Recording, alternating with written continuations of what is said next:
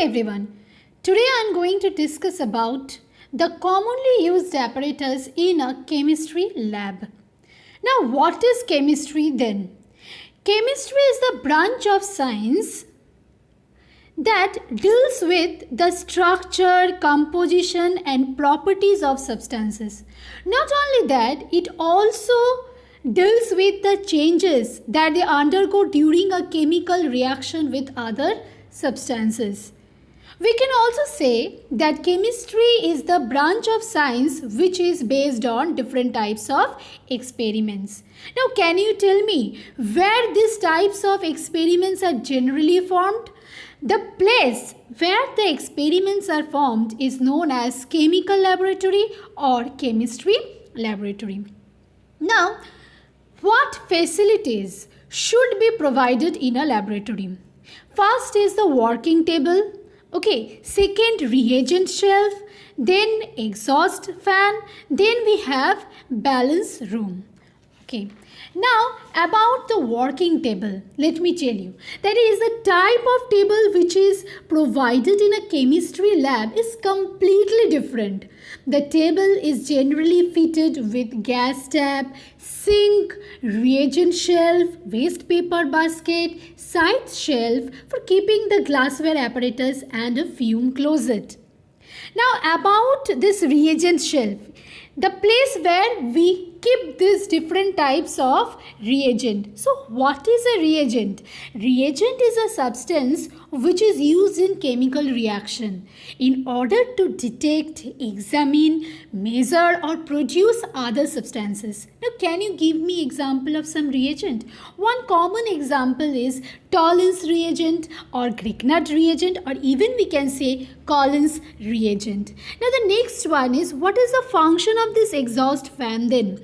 Actually, this exhaust fan pulls the fumes and odors from the laboratory. And what is this balance room then? Balance room is the area of the laboratory which is equipped with analytical balances. Now you can ask me that what is this analytical balances then? The balances which are used to measure small mass in sub-milligram range are called analytical balances. Now what is this sub-milligram range? Sub-milligram range means the weight which is below 1 milligram, that is known as sub-milligram range. Now let me discuss about the commonly used apparatus in a chemistry lab. But before that, I want to show you the picture of a typical chemistry lab. You can see that here the sink is present. Okay, here you can see the reagent shelf where you can place the different types of reagent, or you can use this portion also. Okay, and also you will find different types of Bunsen burner and all you will find. So this is the picture of a typical chemistry laboratory. Now I will discuss about the most common apparatus of chemistry lab one by one. So first one is test tube. Now what is test tube? Let me tell you first. Okay, so test tube, actually it is made up of what? It is made up of hard or Pyrex glass. This one is made up of hard or Pyrex glass. And it is a special glass tube with one end open and the other end closed. Okay, can you see that? One end is open and the other end is closed.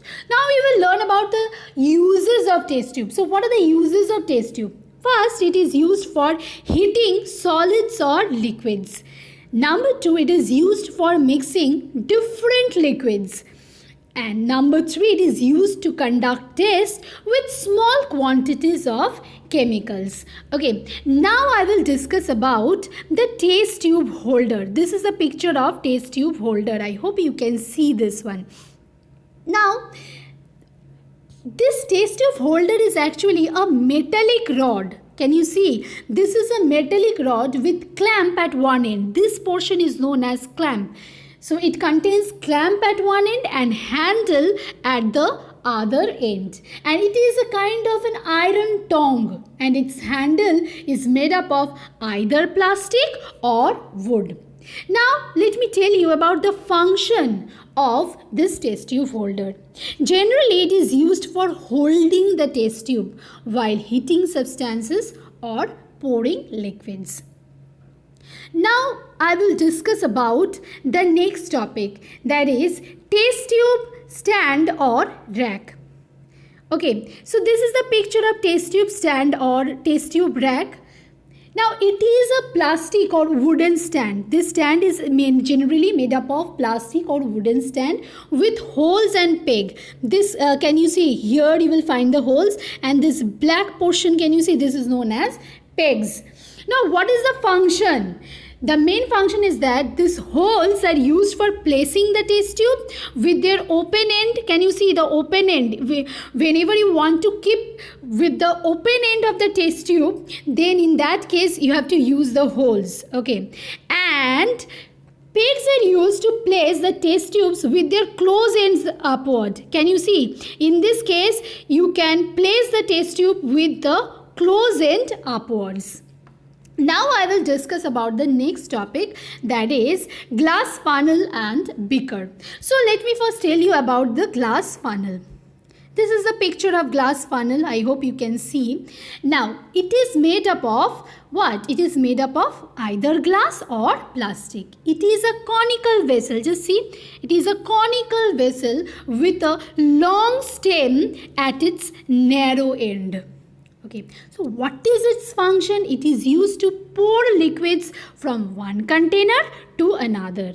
It is used along with filter paper for filtering a solution. Generally, we place the filter paper here. Okay, in this way, we have to place the filter paper, and then if you want to filter any kind of solution, you can pass that liquid or solution from here, and then what will happen? It will be filtered with the help of this filter paper kept inside this glass funnel.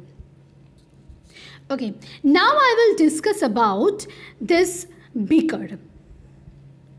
Just see the picture of beaker here. There is a picture of beaker. Now, beaker is made up of glass. Mainly it is made up of glass. It is available in different sizes like 50 ml, 100 ml, 250 ml. In this picture, you can see that it is 100 ml beaker. Generally, it is cylindrical in shape with one end open. I hope you can see that one end is open and is provided with a lip. This portion is known as lip and is provided with a lip for pouring out the liquid. Okay, in order to pour the liquid, you have to use this lid. Now what is the function of this beaker? It is used for preparing, keeping and measuring small quantities of liquid. Now I will discuss about the next topic, that is just see flask. About flask now I will discuss. Now what is flask? Flask is generally made up of glass. Okay, and the three most common types of flask are round bottom flask, this one, flat bottom flask and conical flask. So these three types of flask are generally used. Now let me tell you about this round bottom flask first. This type of flask contains a spherical bulb. Can you see this spherical bulb here? And a narrow cylindrical end. Okay, and what is the function of this round bottomed flask? It is used for heating the liquids. Now let me tell you about the flat bottom flask. Now this type of flask contains a spherical bulb. Here also you will see the spherical bulb. Okay, with a flattened base. This base is just see flattened. Okay, with a flattened base and a cylindrical neck. Here also you will find the cylindrical neck. And what is its function? It is used for mixing or storing the chemicals, mainly if it is in the liquid state. Now let me discuss about the conical flask. Now this type of flask is cone shaped. Just see, this one is cone shaped with a flattened base. Here also you will find the base is flat and a cylindrical neck. So what is the function of this conical flask? It is used for mixing or storing the chemicals. I hope this portion is clear to you. Now I will discuss about the next thing, that is tripod stand and wire gauge. Now in case of this tripod stand, you will see that it is a stand which is made up of iron. Okay, it is provided with 3 legs. You see, 1, 2, 3. That's why it is known as tripod. Tri means 3. That's why, since it contains 3 legs, that's why it is known as tripod stand. And it is triangular in shape. Just see the shape. It is triangular in shape. So what is the function of this tripod stand? Generally, it supports the glass apparatus while heating. Now let me discuss about this wire gauge. Now in this case, you will find that it is a square shaped iron wire mesh. Okay, can you see this one? It is a square shaped, okay, and it is made up of iron, and this is iron wire mesh which is provided with asbestos in the middle.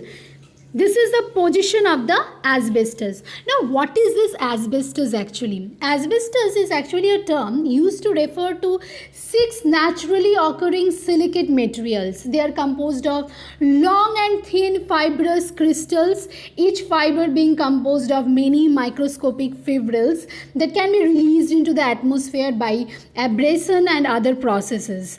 And the main thing which you have to remember, that asbestos is excellent electrical insulator and is highly heat resistant. Okay, since it is highly heat resistant, that's why it is used in this wire gauge, and it can it is harmful also in some cases because it can lead to serious lung conditions like asbestosis and cancer. Okay, now let me discuss about the functions of this wire gauge. Now it helps to keep the apparatus on it. Okay, generally we keep this wire gauge on this tripod stand. Okay, then after that we place the apparatus on that particular tripod stand. It helps in the even distribution of heat and prevents the glass apparatus from cracking. So this is the main function of wire gauge. Now let me discuss about the next thing, that is trough and measuring cylinder. So first I will discuss about trough. So this is the picture of trough. I hope you can see this one. So actually it is made up of glass or metal, and it is a ball shaped container. Okay, it looks like a ball.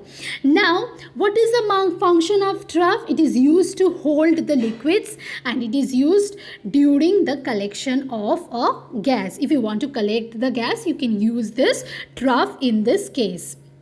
Then the next I will discuss about the measuring cylinder. This is the picture of measuring cylinder as you can see here. Okay, now it is a graduated glass or plastic cylinder. I hope you can see.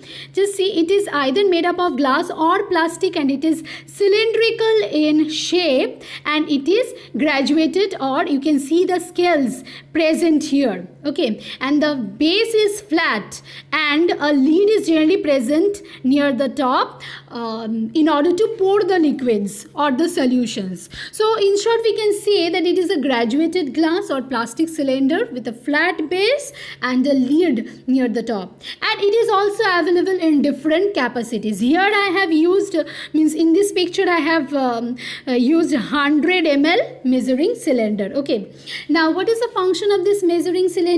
It is used for measuring the volume of liquids.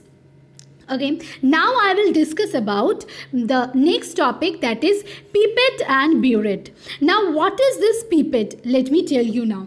Now it is a glass tube, and it is open at both the ends. Okay, it is open at both the ends. It contains nozzle at one end. This is known as nozzle. It contains nozzle at one end and a bulb in the middle. In the middle you will find a bulb. It is available in different capacities. Here also you will see that with the help of this pipette you can measure different capacities or different volumes of liquid or solution or different chemicals. Okay, so what is the main function of this pipette? It is used to transfer a fixed volume of liquid from one container to another container. Now let me discuss about this burette. Now burette is actually a long graduated tube. Okay, it is a long graduated tube with a glass stopcock at its bottom. Can you see the picture of the stopcock? This is known as glass stopcock, which is present at the bottom. Now it is generally present at the bottom in order to control the flow of the liquid. Okay, the main function is to control the flow of the liquid. Now it has a capacity of generally 50 ml. Okay, the capacity is 50 ml. So it is generally graduated up to 50 ml starting from 0 ml at the top. So the graduation start from the top, that is here you will find 0 and at the bottom you will find what? 50. Let me show it to you. So here you will find 0. Here you will find 0 and here you will find 50, means 0 at the top and 50 is present at the bottom. Okay, now from the top of the burette, what happens? The liquid is poured into it. From here, the liquid is poured into the burette. The liquid is then removed drop wise by opening the stopcock at the bottom. Okay, here. Now what is the function of this burette? It is used for pouring out a fixed volume of liquid which is less than 50 milliliter. Now next I will discuss about the glass rod and glass tubing. So let me first discuss about glass rod.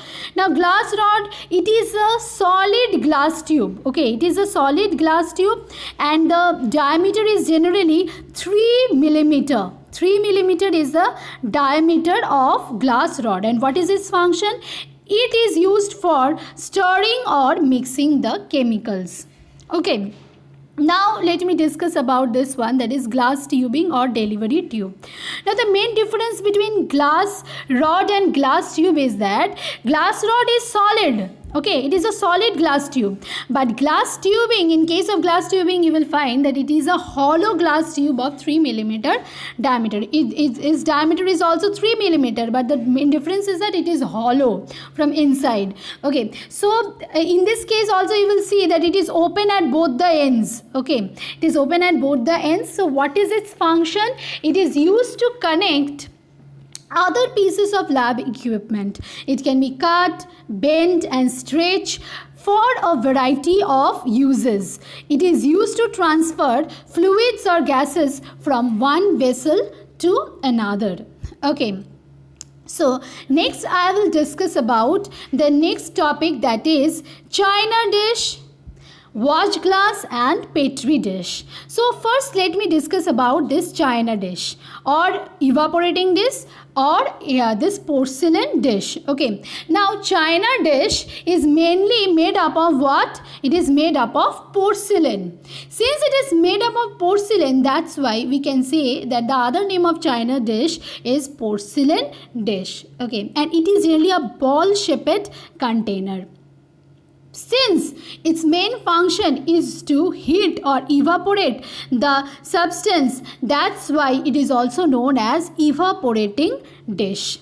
Now I will discuss about the next topic, that is petri dish and watch glass. Now this is the picture of petri dish and this is the picture of watch glass. Okay, now what is the function of this watch glass? It is used to cover beakers. Okay, generally the upper portion of the beaker is open. I have already shown you in the picture, isn't it? So in order to cover that, you can use this watch glass in that case. Now it is used where? It is used to evaporate small amount of liquid also. It is also used to keep chemicals during the experiments. Okay, now I will discuss about the next topic, that is mortar and pestle. Okay. So let me go to the next slide. This is the picture of mortar and pestle. I hope this thing you have already seen in the kitchen. Okay, so the purpose of this mortar and pestle is same. And here you will see that it is made up of porcelain.